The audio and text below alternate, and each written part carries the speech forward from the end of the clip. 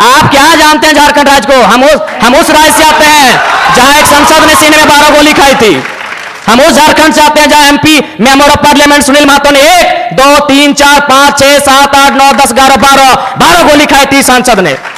क्या सुनने में अच्छा लगता है, तब आप झारखंड को नहीं जानते हैं। एग्रेशन मतलब यही है, कठोर डिसीजन, त्वरित कार्रवाई। आज कार्रवाई किस पे होती है? एक ठेला पे काम करने वाला है, तुरंत कार्रवाई होगी। एक मजदूर है, पुलिस तुरंत कार्रवाई करेगी। आपकी कार्रवाई उस समय काहे नहीं होती है? जब बड़े बड़े लोग आपकी गिरफ्त में आते हैं, बड़ी बड़ी मछलियां जाल में फंसती हैं, क्यों कार्रवाई नहीं होती? हम लोग आते हैं तो छोटा रहे या बड़ा रहे, जो गलत रहे उस पर कार्रवाई होगी। एग्रेशन का मतलब है कठोर डिसीजन। एग्रेशन का मतलब है कोई दबाव नहीं। एग्रेशन का मतलब है कॉर्पोरेट से कोई भय नहीं। एग्रेशन का मतलब है अमीरों के चंदे से पल्ला नहीं। एग्रेशन का मतलब होता है निडर होकर, निष्पक्ष होकर झारखंड के मुद्दों पे बात करना, झारखंड के मुद्दों के समाधान करने के लिए प्रयास करना।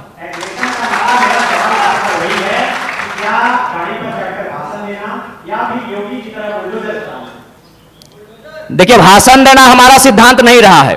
एक सवाल, आज राजभवन में लोग धरने पर बैठे हैं, मुख्यमंत्री के आवास पे लोग धरने बैठे हैं, आज सीजीएल के जेएसएससी कार्यालय के बाहर लोग धरने पर बैठे हैं। आंदोलन रोज होता है, लेकिन जयराम महतो एक 50 लड़कों के आंदोलन से आज सीएम का फेस बन के कैसे सामने आया? इस सवाल को उत्तर कोई दे। आंदोलन इस राज्य में रोज होता है, जयराम महतो क्यों? क्योंकि मैंने उन मुद्दों को टच किया, मैंने उस मुद्दों पे बात किया जो झारखंड की जरूरत थी, जिसपे झारखंड बात करना चाहता था। साफ शब्दों में झारखंड चाहता था कि बिल्ली के गर्दन में घंटी बांधी जाए, पर बांधेगा कौन?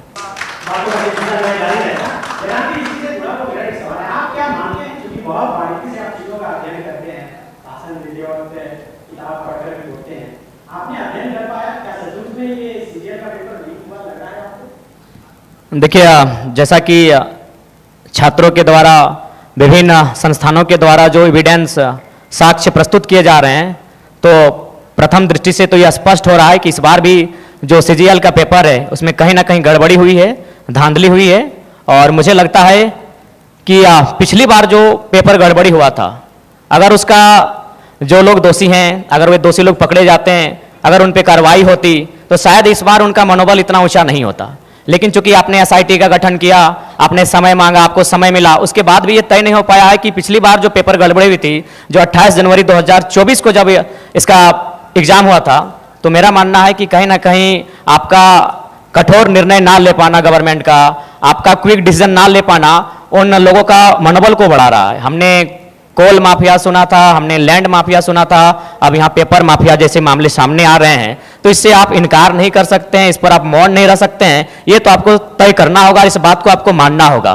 क्योंकि पिछली बार हमारे ही 15 साथियों पर एफआईआर हुआ था, आज भी उस मुकदमे के कारण हमारे प्रत्याशी रांची के हमारे आदरणीय देवेंद्र जी जेल गए, उसी मुकदमे के कारण गए थे। तो जाहिर सी बात है, वह हाईलाइट तभी हुआ जब हम लोगों ने प्रोटेस्ट किया। उस प्रोटेस्ट के परिणाम स्वरूप उस समय वर्तमान मुख्यमंत्री माननीय चंपई सोरेन जी थे, एसआईटी का गठन हुआ। लेकिन आज परिणाम और निष्कर्ष आपके सामने क्या है?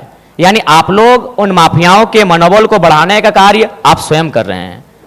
तो ये तो आपको तय करना है कि आप छात्रों के साथ हैं या पेपर माफियाओं के साथ है, ये सरकार को आके तय करना है। यदि आप पेपर माफियाओं के खिलाफ हैं, तो पिछली बार जो आपने एसआईटी का गठन किया था, उसका निष्कर्ष क्या है, उसका रिजल्ट क्या है, दोषी कौन लोग हैं, वो कटघरे के पीछे कब होंगे, ये राज्य की जनता जानना चाहती है।